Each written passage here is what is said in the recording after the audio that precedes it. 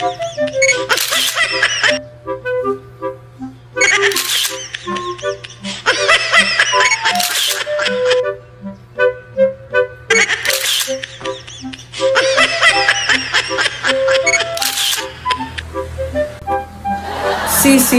ano ba tong hashtag OOTD na nabasa ko sa post mo?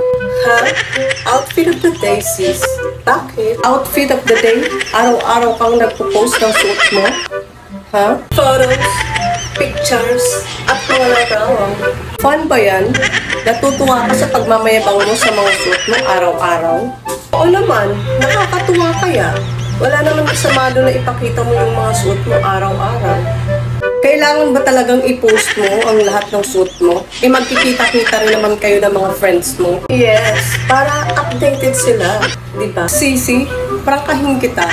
Magkakaroon lang ng paki ang mga tao sa'yo kapag nakita ka nilang mag-post ng walang suot. Di ba? Oh well, I won't go that far. Tama na tong OOTD ko. Tsaka, gaano ba kadami ang mga damit mo para mag-post ka sa loob ng 365 days? Bilangin mo nga, Sisi. Can't count all of them, but parang madami yata, sis. Hindi ka artista, Sisi. Wala kang sponsor. And so, ano naman? Ako yata si Sisi, ma-arte. Di ba?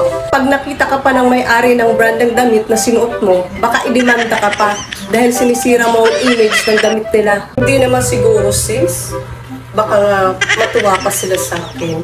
Baka magandahan pa sila sa akin. You know.